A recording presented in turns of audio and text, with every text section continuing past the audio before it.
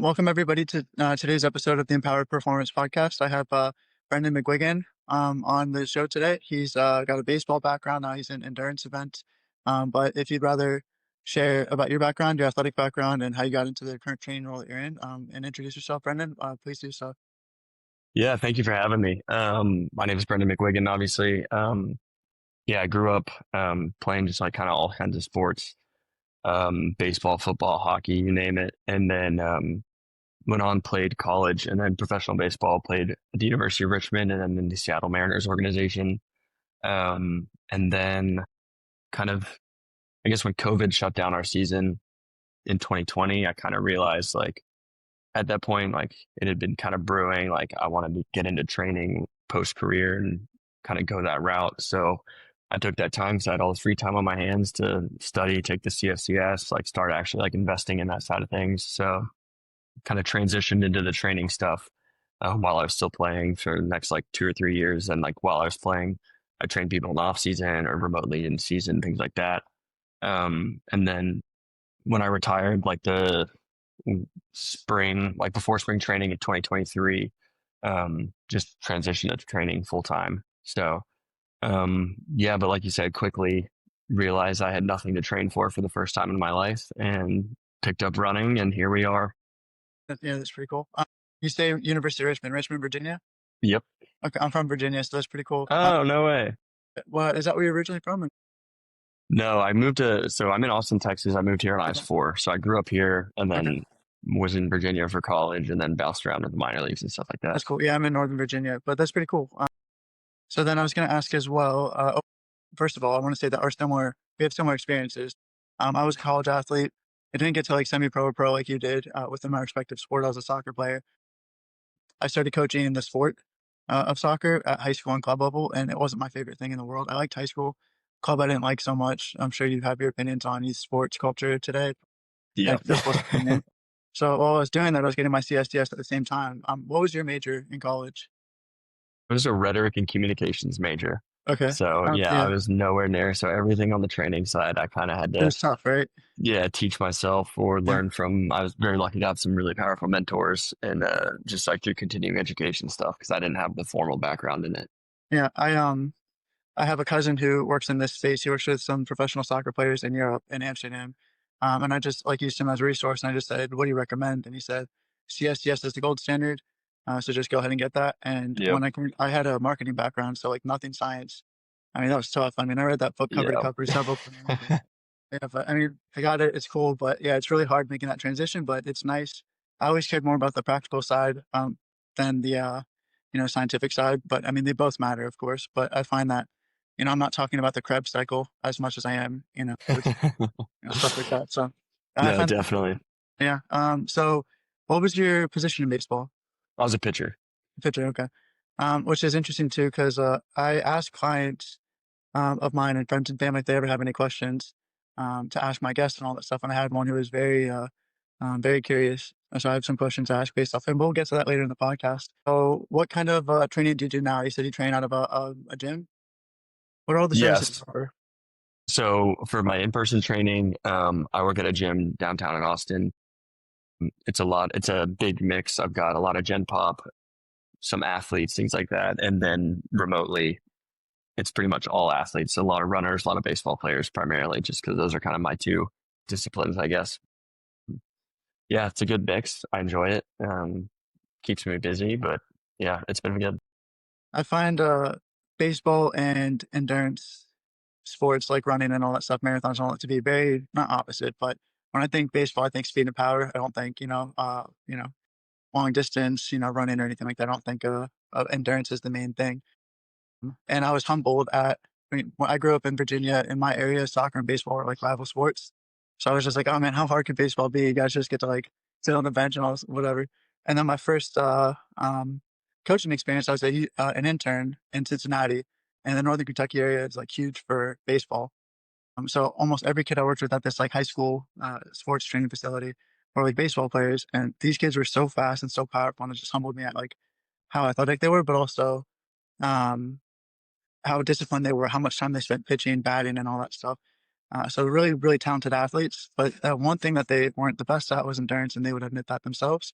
Yep, So to make that switch, I feel like most baseball players when they retire go to golf because it's rotational power, that kind of definitely. stuff. But going into long distance running is like one of the most interesting kind of switches that I've seen. So yeah, if you could speak to that a little bit. Yeah, I mean, especially on the pitching side, it's just Mhm.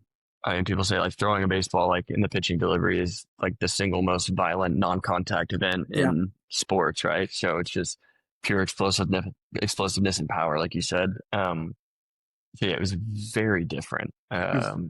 completely different energy systems, everything.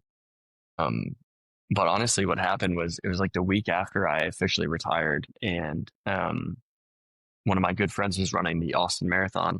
And so Okay. my wife and I went down there to support and cheer him on. And like everybody running, I just kind of looked at my wife and I was like, I feel like I could probably do this. And she was like, yeah, you probably could. So then the next day I went out and I tried to run and I tried to run 2 miles and I died. Like I was toast. I like had to stop and walk like two different times. I was like, oh my God. And then it became like a challenge. It was like, okay, well, like now I have to prove to myself I can do this. And Sure. I like signed up for the race for the following year and ran it. So, um, yeah, it was just, I think, kind of a perfect storm of some good friends who were into the running space here. And then just, yeah, the first time I ever didn't have something to train for. And I Mhm. felt that void and wanted something to work Sure. towards and like have that goal. So, Mhm. Yeah. To speak to that, in a similar instance, I went from soccer to jujitsu, which I find are very different sports.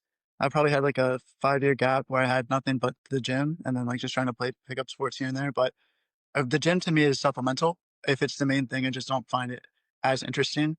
yeah, And so when I started doing jujitsu, it's like, okay, I have to do these exercises to help me in this context. And it made it, worth it, more enjoyable. But you were saying that you had 2 miles and you had to like prove to yourself. In my second session ever in jujitsu, I got my MCL snapped. Somebody just like twisted my knee in on a snap down on like a takedown. And I just heard it and I felt it. And I just thought to myself, I was like, okay, well, I want to recover from this and I don't want to be scared of this. So I yeah, just like told myself I was going to recover as quickly as I could. It's usually about 3 months to recover. It took me about two and a half to feel about 100%. And I've been doing it for almost a year since that injury, and it's been good. well, But that's crazy. so I find we're like wired fairly similarly in that sense, where it's like if something sucks, maybe it's a pride thing for you, but for me, it's like I don't want to Yeah, just give up on it. So yeah, no, for sure. It's a bit of both. It's definitely like, yeah, don't want to like back down from a challenge, like want to be able to prove to myself I can do that. But yeah, it's funny. I feel like you get into your late 20s and you have a fork in the road. You either go endurance sports or you go combat sports and go to jujitsu route. It's like one of two. yeah. Yeah. I mean, I guess I started with Muay Thai about a year ago, and then added jujitsu like maybe a month after that. The idea was that like striking's cool, but if like a wrestler or someone gets me on the ground, I don't want to be totally screwed. So then I thought that, and then now I added MMA to the mix, so it's Muay Thai, jujitsu. I have a wrestling class every Friday night, so I'm gonna go after this. But it's just to help cover all the bases in MMA. It's tough. I went to my first like competition just to watch with some of my teammates last weekend, and like it makes me really want to stay away from competing because I mean, one of my teammates got his nose broken and got kicked and then for lack of better words in the manhood, and he started throwing it up. I mean, like not for me. I have a baby coming at the end of the year, and I can't get injured and then leave my wife alone with like a newborn. Yeah, no But kidding. maybe one day. But it's nice to at least have something, whether it's running or jujitsu to keep you focused and invested in your body and all that. And it's also nice to have different challenges. I think. Sorry about that. People will only focus on one area of their athleticism, and it's the one thing they're good at, and they'll stick at that for like their whole lives. So maybe you would have just stuck with speed and power forever, and then maybe you can't touch your toes, and maybe you can't go for a 2 mile run like you're saying. But there's benefit to being able to do it all. So I think it's really cool that you stepped way outside your comfort zone. Um, Along those lines, how would you have similar training and different training with yourself since you made that switch in sports and also your clients? What's the major similarities and differences? So I think like just like you're talking about, just building like a well-rounded athlete and human. Like the basic principles are the same. Stretching, movement, quality obviously is going to be a big one. Um, but then based on like what the sport or task at hand is, that's going to obviously shift our focus in different ways. So I feel like right now we're in kind of a revolution in our space with like GPP is king and like everything should just be GPP and skill stuff is the skill stuff. Leave that for the sport. Mm, And I think like to an extent that gets you to a solid place because it's going to build like a generally stronger and more powerful athlete. But at the end of the day, like GPP is king just until it's not. Like at some point, like we're going to have to shift our focus to create the specific adaptations that we want for this sport or task. So, um, with my like baseball guys and my running clients, our training at the core like structure of the session will look fairly similar, but obviously like exercise selection and kind of how we're doing it is going to be different. I'm going to do way more contrast training with my baseball guys, and just like straight RFD work. mm, Um, a lot more like overcoming isometrics, things like that as primers. mm, Don't do a whole lot of overcoming isos with my runners. We do a ton of yielding isos, like trying to build those tendons, things like that. Especially like I feel like especially when they're in a race prep, when you're dealing with runners, half the battle is injury and pain management and just load management in general. It's like a lot less of like a development phase, if that makes sense. So it's like you're saying, it's just supplemental to their running. It's keeping them healthy. It's just assisting it. Uh, so it's just what can we do? How can we find the minimum effective dose that keeps them strong, keeps them healthy, and what can we do to just balance out the fact that they're 100% gonna have different aches and pains that pop up throughout this race prep, and that happens as well in season for different athletes in different sports as well. Um, yeah, I think it just shifts the sure. focus and just kind of pull the levers different ways a little bit. I appreciate that answer. And there's kind of like two different directions we can really kind of dive into. You talked about general versus specific, which is a great topic. And you also talked about minimum effective dose. I guess just to add to the minimum effective dose kind of quickly, I think a lot of strength coaches feel the need to justify the drops. And so they try to do every single thing they can, almost maximal effective dose for their athletes. And then that can actually take away from their performance. And it's a lesson learned the hard way. I learned that the hard way because when I was strength training in college for myself, I was like, what's the most I can do? What's the most training I can do? What's the most individual sessions, the most lifting, the most whatever?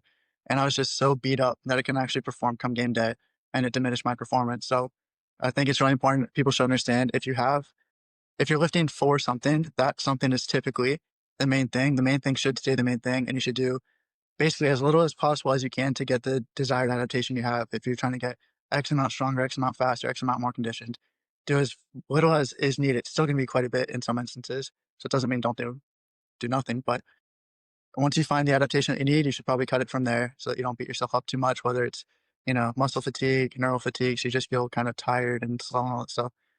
So I think it's an important thing to touch on. But then general versus specific, I actually really appreciate you saying this because I found that the space almost feels like it's in two extremes, and there's no happy medium when it comes to the general and the specific side. The general side, you have some people who say that if all you do is squat and clean, you should be able to sprint and change direction, rotate fast, and all that stuff. And some people even demonize like jumping in multiple planes or throwing a med ball or something like that because it's too specific. And why not just swing a baseball bat or like play your sport or something like that? And I think there's still times to do things that are like even that medium-ish zone, even sometimes very specific things. And on the flip side, you have some people that are getting so specific they're attaching bands to like their waist and dribbling a basketball up and down the court, or like a band on a tennis racket and going through a swing. And like I feel like they're missing it. They're going a little bit too far. Definitely. So I imagine your programs are maybe I'm just gonna guess, but 70-80% the same. There's no such thing as a baseball specific squat and a running specific squat. They're both squats. Yeah, But no, but 100%. yeah, but when you're talking about the overcoming isometrics for a baseball player, for anyone who doesn't know what that means, just imagine an exercise where you're moving against an immovable object as hard as you can for maybe 5 to 10 seconds, and it's just going to drive your nervous system like through the roof. But then you were talking about long duration, kind of so yielding isometrics. They're the long duration things you can hold for a long time.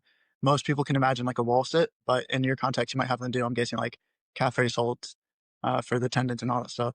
Yeah, definitely. A lot of like floating heels, split squat Sure. isos. Yeah, a lot of calf raise holds. And then even I utilize them with pitchers as well. Like a lot of like deep, like hands elevated push up isos, like For the deep shoulders and into all that. that, yeah, Yeah. into that kind of like horizontal abduction position. But Yeah. yeah, like you're saying, I think the craziness of like sports specific training and like how far it goes sometimes has like just completely demonized like sports specificity. Mhm. And there is a middle ground and there is a happy medium that I feel like you said, people kind of overlook. And it's just like, no, sports specific is BS, and like just lift the weight and like it'll translate. And it's like to an extent, but like I played with so many guys who could squat 450 and Mhm. jump 35 inches in a vert. And then I could do neither of those things and threw 5 miles an hour harder than them. So Yeah. it's like at some point there's a give and take. And like you can have someone very strong and very powerful, and they could be still fairly adept at the skill of throwing, but it's Mhm. somehow there's a disconnect. Um, I had, I was actually very lucky to train when I retired, he was one of my roommates, one of my really close friends for 2 years, the following 2 seasons. And kind of like those will circle back a bit to the minimum effective dose stuff. I think minimum effective dose is like obviously super important. You don't want to just run your athletes into the ground, but then at the same time, there's like a point where with this client especially, we had like a very frank conversation, and the messaging from his organization was basically, you need to gain like 3 to 4 miles an hour or you probably won't have a job next year. And so it was like, okay, so what have we been doing? What have you done? Okay, that's worked to an extent, but like what can we do differently that's going to move the needle in new ways to try to get you that like untapped miles per hour that you never had before. And so that was a great example of someone who, he didn't rotate very well, which as a pitcher, you need to. So it was like almost everything we did was like somehow biased and in a like rotational or anti-rotational position. He was really freaking strong. So like we didn't need to squat and bench traditionally. I Mhm. felt like pretty confident in his base level of strength. So like our main movements, a lot of like rotational landmine presses, a lot of like anti-rotational single arm bench, things like that. Um, and then just moving really freaking fast and throwing that ball a lot, and a lot of contrast pairings, things like that.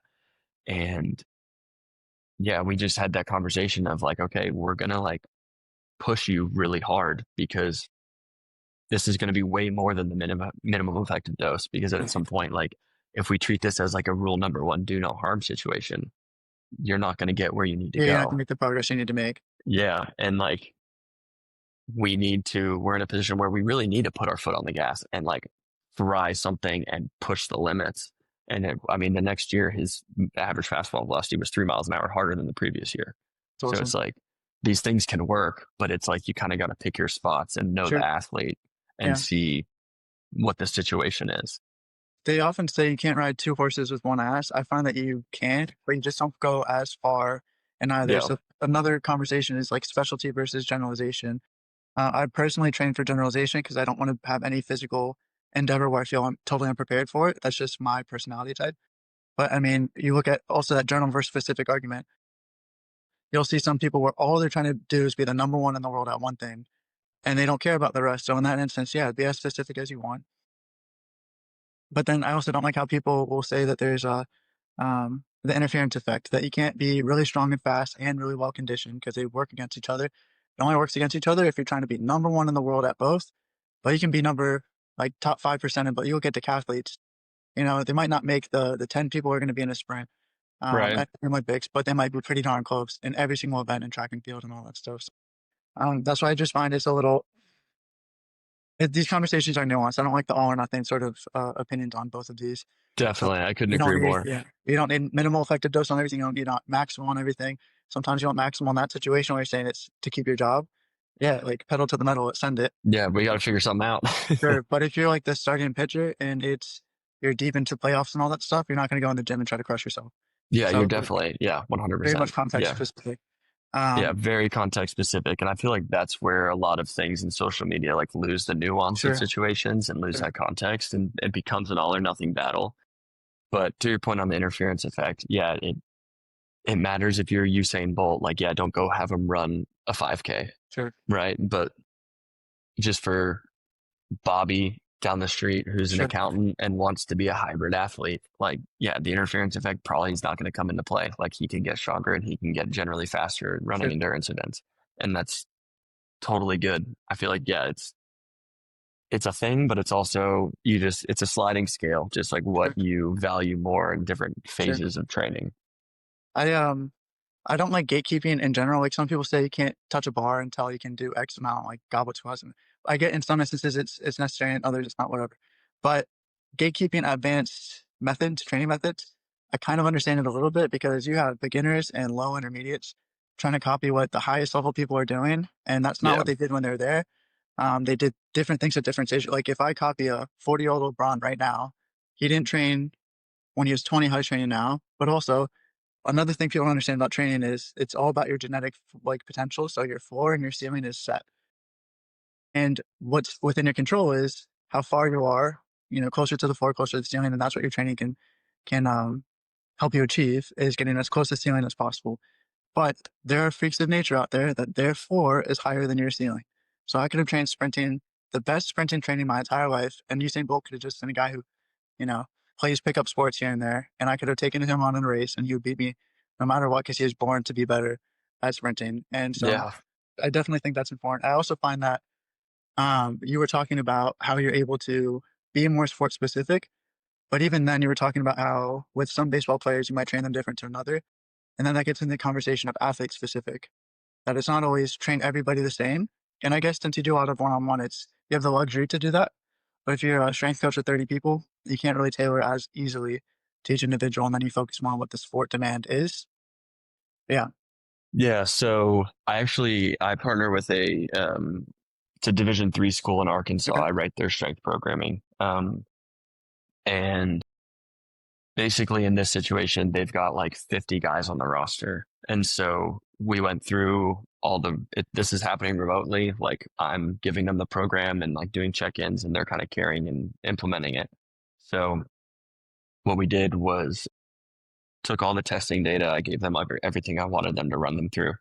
And then I kind of filtered through it and kind of profiled their whole roster into three groups of, we had like the more elastic athletes, Okay. the more like expression deficient guys who were plenty strong, but like it didn't transfer.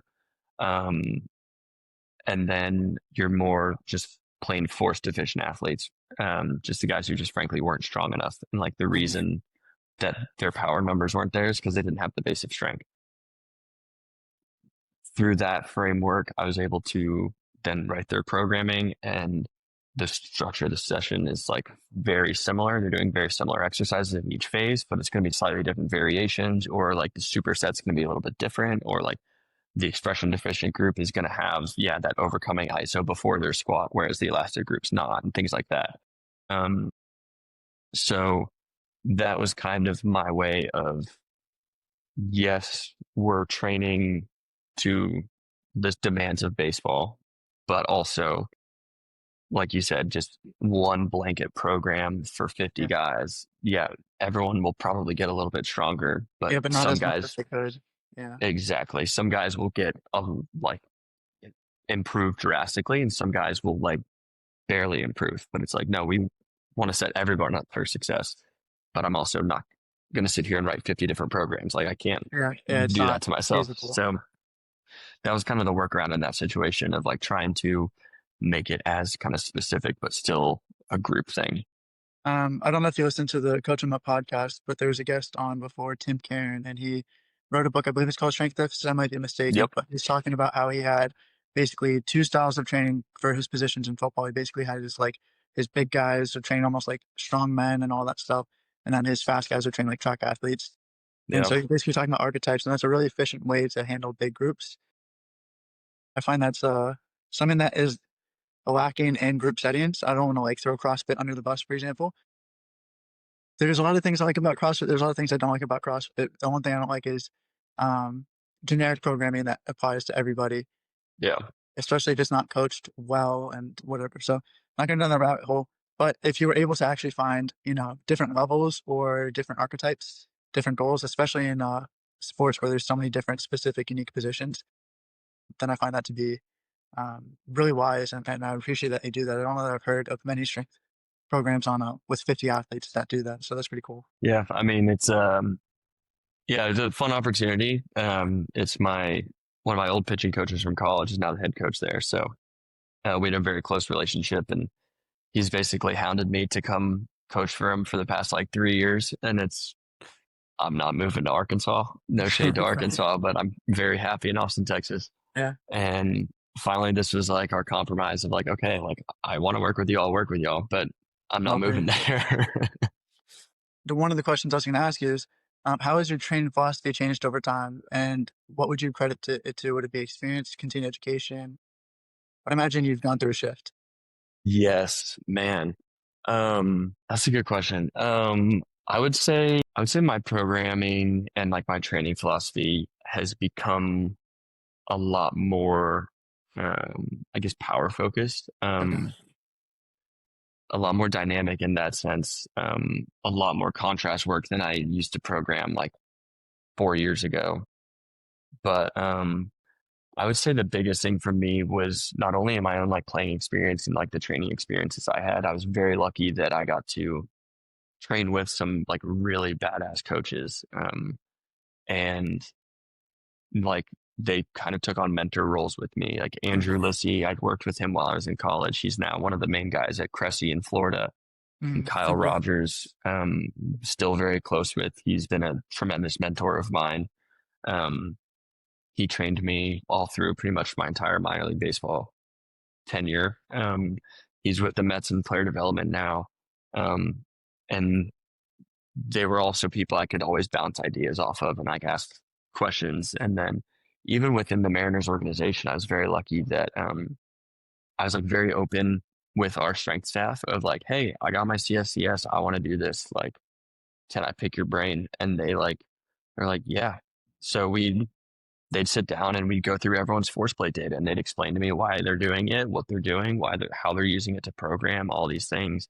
Um, and they kind of like peeled back the curtain for me and just let me know about like anything I want to and ask any questions.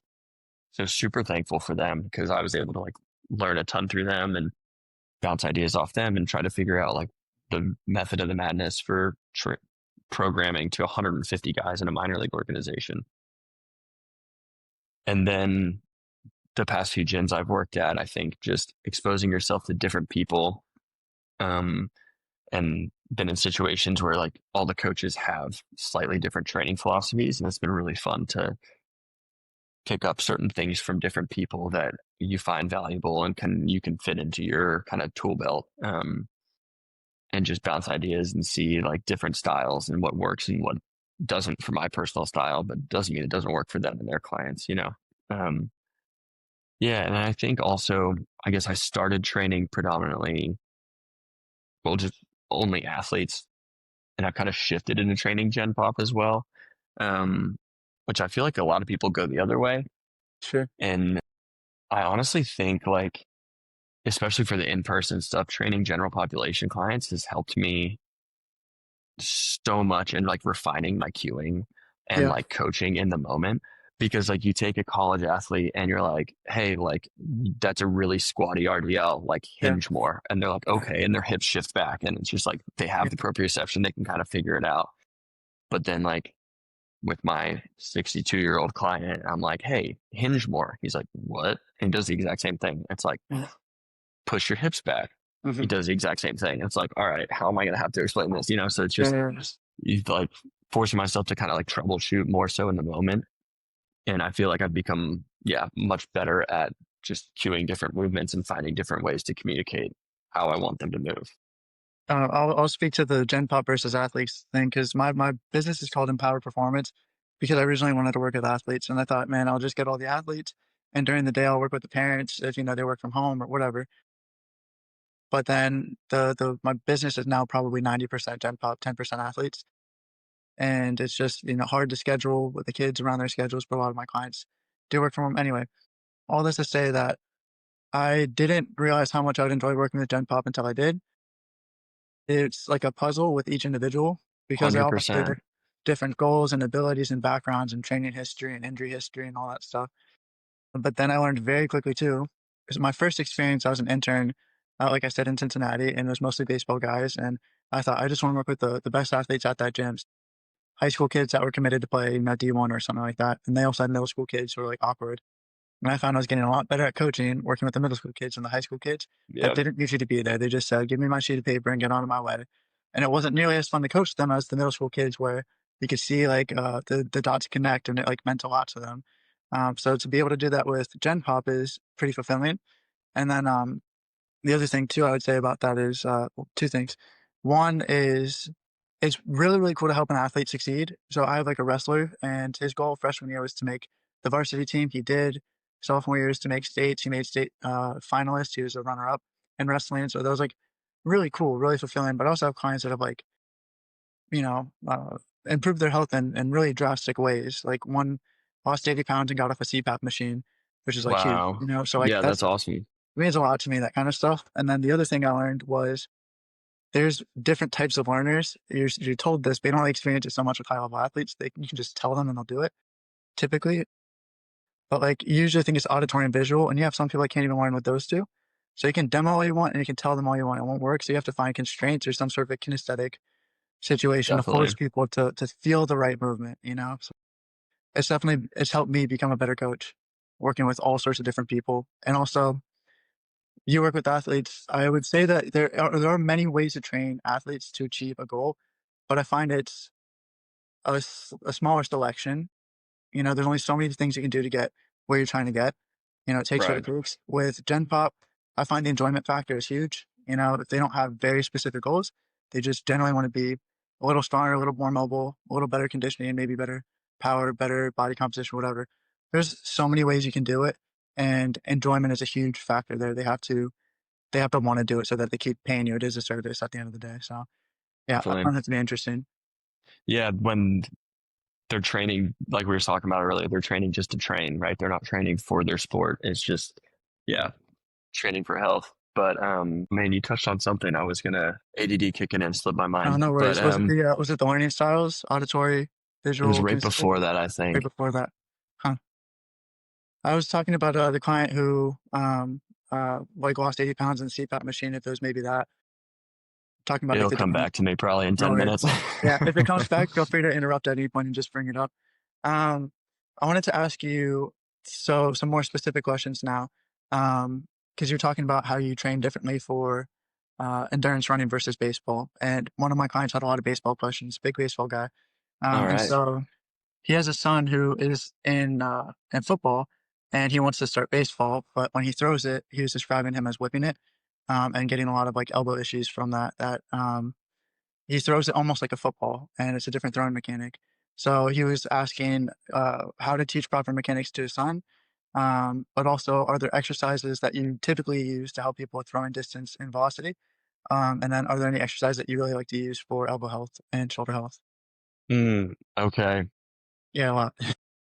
Okay.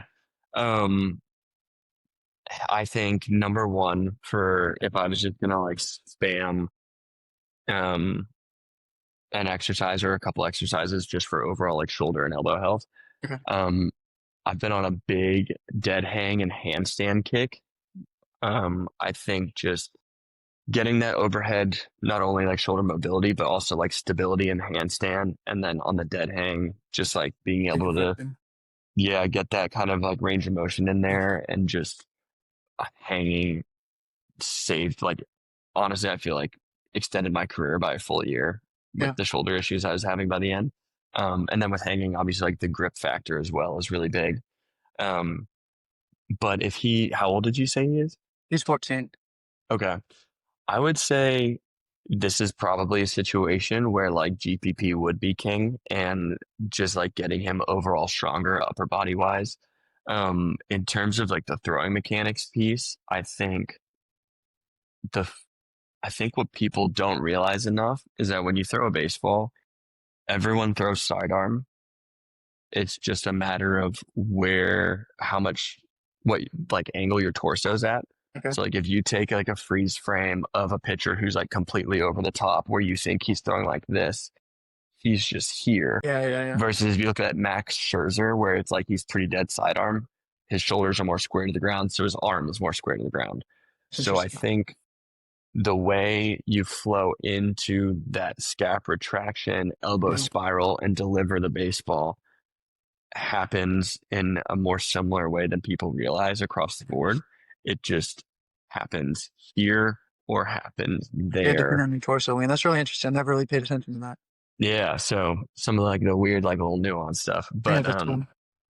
so yeah, I think a lot of people, especially at that age, they get just like really pushy with it. And like elbow can lead in a weird way instead of Mhm. letting that hand flow. And like when the elbow goes, you want to fall into that external rotation, right? Rather than just like getting pushy and like you're throwing a dart.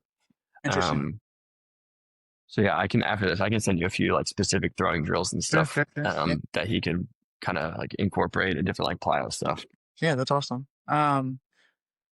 You mentioned well, baseball strength and conditioning is really impressive and interesting. And actually, a lot of my guests that I'm going to have on, and you included, have baseball backgrounds and all that stuff. Do you have any baseball coaches that you look up to, baseball strength coaches that you look up to in particular? I know you mentioned Kyle Rogers. Yeah, Um, Raj has been, yeah, like I said, he's a close friend of mine. He's an incredible mentor to me. He's awesome. I learned so much from working with him. He actually is the one who turned me on to Prescript and like doing okay, starting cool. those courses. And I think that is one of the best continuing education groups out there for our industry. Joe Padula is Yeah, it's phenomenal. great. The Yeah, stuff he's putting out there.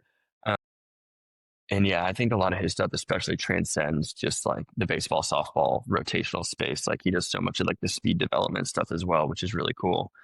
Um, and then on just like the baseball specific side, yeah, Bryce Kreider at Driveline, he does some awesome work.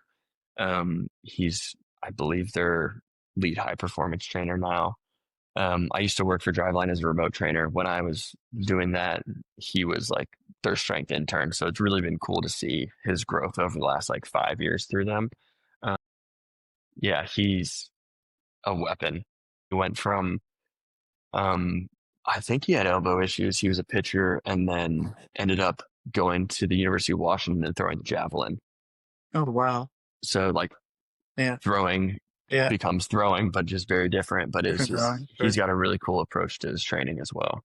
Yeah, if anybody listening isn't aware of how insane javelin throwers, shot putters, all those throwers are, I mean, just look up their gym workouts. I mean, don't look at their sport specific training, their actual sport practice. Just look at the gym workouts they're doing. It is unreal. You would think that they were like these NFL, athletes and all that stuff, just based on how freakish they are.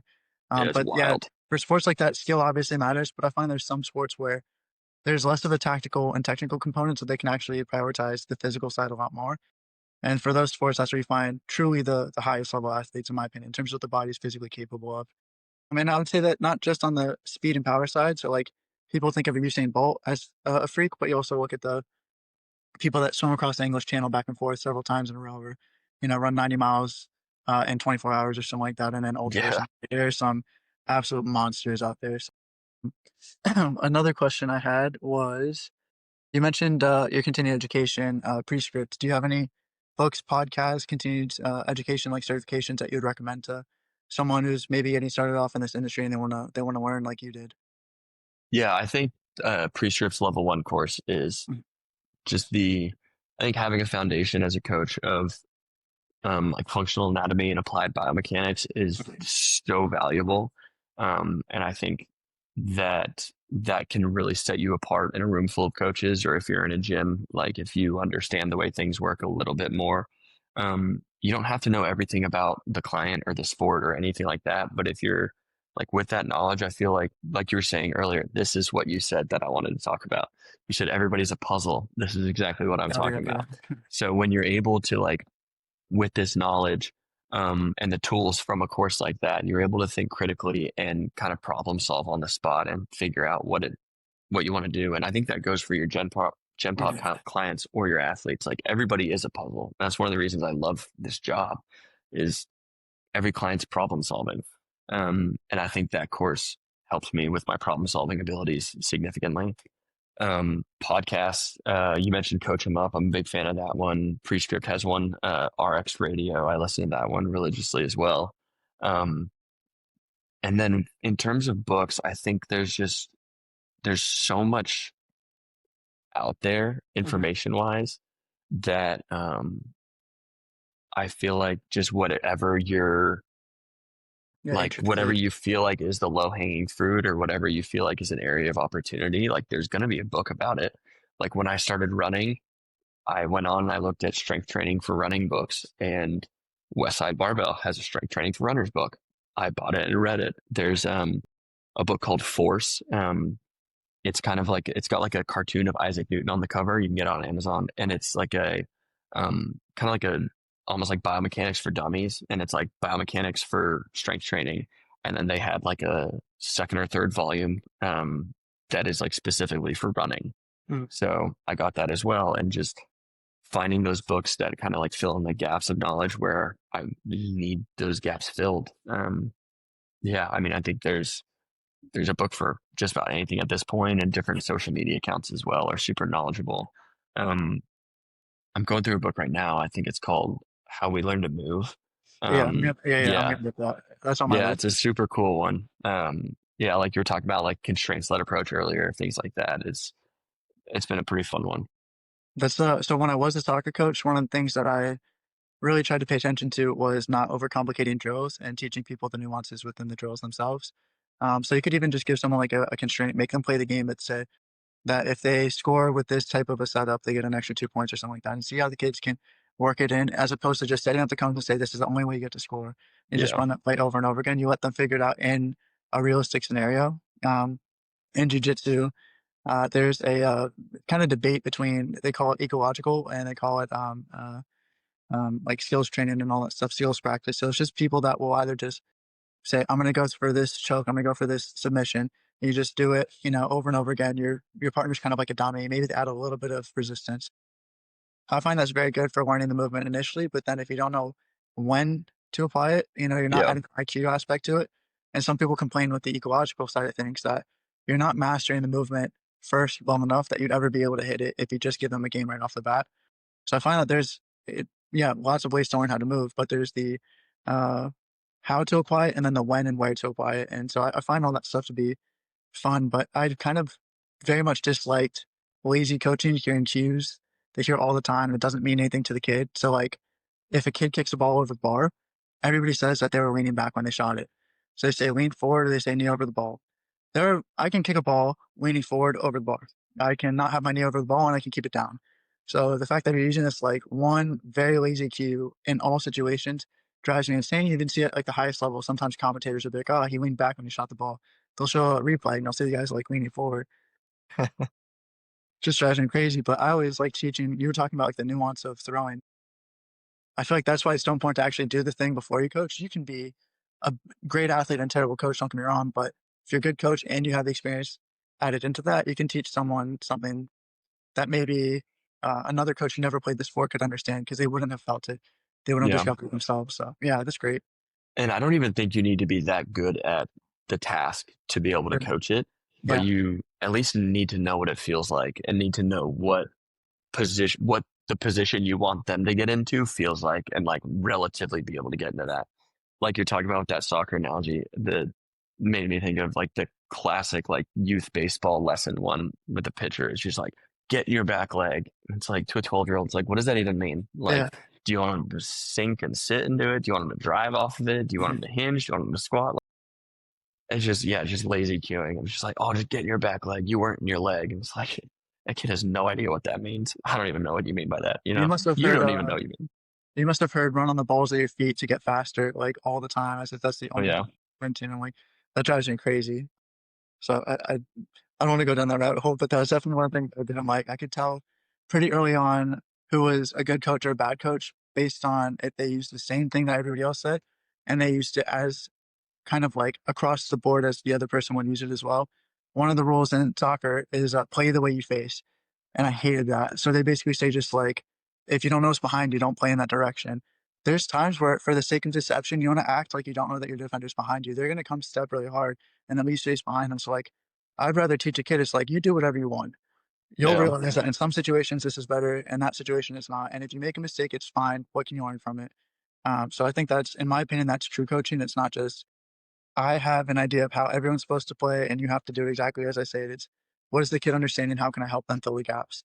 And my favorite part of coaching from a tactical level actually was when a player would do. I had a better view than the kids generally. It was when a kid would do something I wouldn't have thought of, and it would have worked. Because I'm like, man, that's great. That's why I'm glad I just shut my mouth and let him play. Yeah. 'Cause, yeah, I mean, they see the field in a different angle. They have different instincts, different strengths. So that's one of the beauty of sports, in my opinion. No, I completely agree. Yeah, and I think like you were talking about, I think just like a huge red flag for coaching is if they say the exact same cue to everyone, right? Like everyone everyone not only moves differently, but like they're not going to understand that cue the same way. So like Mhm, when I see coaches like cue a movement throughout the day, three mhm. different ways to three different clients, I'm like, that's the mark of a good coach. Like they found a different way to explain it that that client specifically will understand. I find myself using analogies a lot to try to explain things to people. Um, Like if I want someone to rotate from their upper body but not their lower body, because I'm sure you've seen that a ton where if someone has like a GoPro on their chest and their belt buckle, both will be facing the same direction the whole time. They get no dissociation. So I'll just Right. tell them your belt buckle has to face forward the whole time. You got a GoPro on your chest on a panoramic. And like for whatever reason, that kind of analogy just helps people to understand the actual movement that I'm trying to get them to create. If not, Yeah, I like that. so I was gonna ask, uh, what feels like a win in your job? What feels like a touchdown? Ooh, that's a good question. Um, I don't know. I think wins come in a lot of different ways. Like obviously when like I just had a client finish the Berlin Marathon this weekend. That was a huge win, you know. Um, I had another client just qualify for the Boston Marathon. Got that news. So it's like those are obviously like bigger wins. But then on a smaller level, like on a daily day to day basis, it can be just, hey, we've been struggling to figure out a hinge and it clicked today. Or um, obviously just like little PRs in the gym with clients, things like that, especially if it is a Gen Pop client where like training is the thing we're doing. Um, yeah, I think it just comes in all kinds of different ways and forms based on like who it is. And but I think that's one thing that's really rewarding about this job is just about every day there's you can find a win for somebody, right? Mhm. Whether it's like, hey, the weight was the same, but like the quality of movement was way up, or we went 10 pounds heavier than we did last week, or we're graduating from like a split squat to a referred elevated split squat. Mhm. Like we're gonna progress. Like congrats, you did it. Here's your graduation cap. This is gonna be harder. It's it's just like trying to find those wins. And I think especially with the Gen Pop clients, like celebrating those and like making them more aware of them as well. So it's not just like you're talking about, just like training day in, day out, just keeping them engaged with like, hey, like congrats, we got to this. You haven't done that before. This is awesome. I think kind of along those lines too. I like to tell my clients that every day there's a victory. It's either going to be physical or mental, because Mhm. there's days where you're feeling fresh and you're going to be able to crush some weight and see the number go up, and other days where maybe you didn't have the best sleep, maybe you didn't have the best nutrition, maybe you have stress in life outside of it. Maybe you went so hard in the session before that you weren't fully recovered going into the next one. You never know what the reason is, but then they're going to look at like a piece of paper or what their stats were the week before, think, man, like, what's wrong with me? Like, there's nothing wrong with you. You showed up, there's a fluctuation. I think the range is up or down 15%. So total 30% Yeah, day to day is pretty enormous, especially when you get into big numbers. And so I tell people, like, it fluctuates. It's not always your fault. Sometimes, I mean, if you eat terribly, sleep terribly, you're hungover, all that stuff, that's very different than you're doing everything right and you still have those natural fluctuations. But the days where you show up and you get the job done anyway, I think that's actually the key to success, because anybody can work out on the day they're feeling good. yeah, But to be successful, you have to work out on the days you're not feeling good, even if it means sometimes reducing the weight, reducing the volume, whatever it means. To me, that's a like an emotional or like a moral victory more than a physical victory. So for sure. Yeah, sometimes a huge win is just showing up and like checking the box of the session, mhm, and not check the box like go through the motions, but just sure. like being there, being present, like you're talking about when it's not ideal, when things are crazy, when you don't have much to give, but you're still there giving it. Mhm. Um, yeah, wins can come in all forms. Okay. Another question I was going to ask is, are there any positive trends in the industry, and then also any pet peeves that you've noticed in the industry? Oh gosh. Um, in the industry as a whole, I would say positive trends. Yeah, I think the whole like training like an athlete for general population clients, I think that's been an awesome kind of movement that's starting to grow. Um, I think the biggest positive though is I think social media can be such a negative place, but I think in our industry, it's been a really cool space of collaboration and like bringing people together, and like the amount of coaches, like-minded coaches that I've been able to connect with, like even meeting you through this, through social media, things like that. Um, I think it's been really cool to see how that's grown Mm. and how people are able to connect from across the country, working with like slightly different populations and apply different things. And yeah, I think it's just been a really cool space for people to collaborate and learn from each other. Pet peeves. Well, um, how much time do we got? Uh, um, I think, yeah, we touched on it earlier. I think the whole like sports specificity is BS. GPP is the only way to go is a bit of a pet peeve. And just, yeah, that whole all or nothing mentality, um, is probably my biggest one. Um, well, actually, no, that's my biggest one is the, like when Tyrese Halliburton, tore his oh my Achilles, gosh. and Oh it's my just God. like, Yeah. people taking injuries and using them as justification for their training style. And it's like, if he trained with me and did these two exercises, he wouldn't have tore his Achilles. Like, you're so full of shit. Yeah. Like, Yeah. It's crazy. uh, it's so scummy. It's It is. just so wrong. Mhm. Yeah. There's lots of Yeah. names we can name, and it's always the same people that probably have the most BS styles of training that make the biggest, most outlandish claims, and whether they're better than actual trainers who know what they're talking about and doing and all that stuff. And I think the one thing that's really dumb is people just forget how violent and chaotic sports are sometimes. And then it's a kind of a pet peeve along those lines. I'm not naming names here. It's not like anyone who uses this term is bad, but the whole bulletproofing thing drives me Oh, crazy crazy. because Yes. anybody can get injured. Do you know what I mean? You can reduce the likelihood of injury, but like no one's actually Superman. If you say bulletproof and I shoot you with a gun and you bleed, you're not bulletproof. So like Yeah. I don't that care drives how me many crazy. ISOs you do. If I shoot you, you're going to bleed. Like, it doesn't matter. That's crazy. Um, Yeah. No, I that's liked one for sure. I liked your positive trend. In fact, I think it was very similar. I had a guest yesterday, and I'll try to upload both your podcasts this weekend if I get the time for it. But he was saying that there's a lot more sprinting and jumping, a lot more athleticism in today's training, especially in Gen Pop, but even just in general, you find even maybe 10 years ago that strength athletes might just be trained by barbell background coaches. You just get a lot of like Olympic movements and powerlifting, maybe some bodybuilding as the background, but those were like the big three.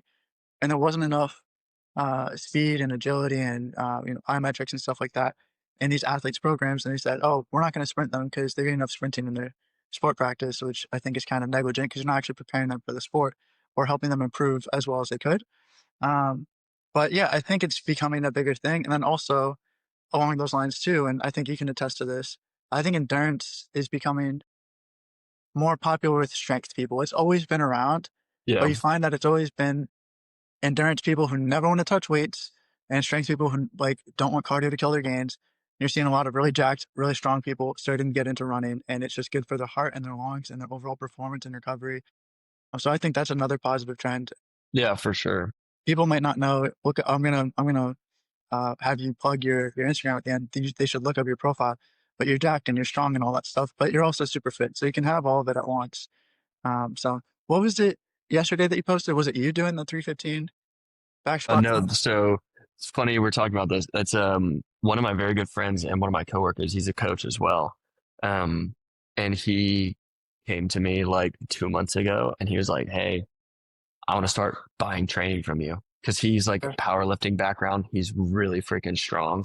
And he's like, "I want to get more explosive and I've never done that stuff. I don't train the way you train. Like, I want to do it." I was like, "All right, let's do it." So we're like a month in and it's been really cool seeing just, yeah, he's like the classic. We were talking about bucketing earlier, like expression deficient. Like he Mhm. squats over 400 pounds, but his Yeah, he vert can't. isn't Yeah. great, and he's like trying to figure out, okay, like how do we enhance that stretch shortening cycle so you can utilize that eccentric component? How can we improve rate of force development? And it was really funny with the what I posted yesterday. I told him we're going to start at 135 and we're going to keep adding weight until you can no longer jump with the Yeah. bar. And his first set at 135 moved like a normal squat. Like he just like squatted.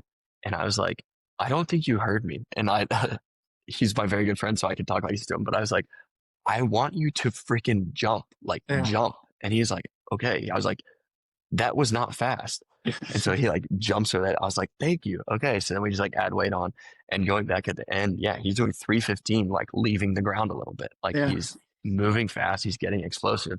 And we went back and I showed him the video of the 315. And I was like, compared to where you started at 135, 315 moved faster than 135. You just Yeah. like trying to like figure that out and unlock Yeah. that. So that was like a really fun one. Um, but yeah, I've been getting him jumping and sprinting a little bit. I'm curious if accommodating resistance would help him with like a mental component, because it's only 135 on his back. Does he think that like he's going to shoot it to the moon or something like that? You know what I mean? I have no clue, but he's got the So power. the funny thing is he thought he was moving fast. Okay. Because when I was like, move fast, he was like, I did. I was like, no, you didn't. Yeah. I was like, no. They're like, I'm watching you. I don't. He was like, it felt fast. I don't know. But then once he like actually moved fast, he was like, oh, that's what moving fast feels like. I think BBT in that instance would just be useful purely for the For metric, sure. and even the gamification. If you just say, I want you to say above this number, zero point 0.4, for example, and we just go as heavy as we can, or we can still stay above that number. It teaches them to be violent with their expression and all that stuff. And eventually you're Definitely. just going to see the point. Exactly. So, I was talking about this in yesterday's podcast too, talking about like tech in the gym and all that stuff. It's only as cool as you allow it to be. If you just Yeah. squat with a DBT every single session and you don't know what the information is or how to use it or how to use it to inform decisions or something like that, then cool. You just spend a bunch of money on a box with a cord. But if you Yeah. actually know how to using it, it's cool. It can be used for auto regulation. It can be used for like what you're talking about, trying to hit certain forces and at certain speeds. I mean, I have a jump mat, a sprint watch, rate monitor, BBT, and all that stuff. And like, there's times where I find if I'm just trying to get meat and potatoes workouts, I don't touch it at all. But if I have a decision, uh, that I'm trying to have informed or something like that, or I'm trying to get some real time feedback, it's a really cool tool to use. But I do think it's a Yeah. bit of a luxury item. At the end of the day, you could be the smartest person in the world with all the tech and still not know how to coach somebody, in the trenches, for lack of better words. No, definitely. And I think I see it a lot with force plates, especially like you're talking about, where it's like, oh, we do force plate testing. And it's like, cool, show me how you use that to inform your programming. It's like, no, they jumped on it. And I was like, it's just a glorified jump mat at that point. Yeah. Yeah. A really Um, expensive, really cool jump mat. Yeah. yeah, yeah. And just a marketing ploy. Yeah. But no, I Well, think, yeah. yeah, having the instant feedback on like a VBT or a jump mat or force plates, things like that are, yeah, super awesome and valuable tools to, yeah, make a session way more engaging. Especially if it's like a group setting, make it like easily make it Oh, a yeah. competition. Like Yeah. it Yeah. just, Yeah. everybody gets fired up with it. Yeah. Jump mat or sprint gates, and you get a group of teenagers sprinting or someone jumping. Like, yeah, I was talking about this yesterday too, but it's like you can tell somebody to do 5 sprints without gates on their own. They'll do the sprints and they'll go do the workout.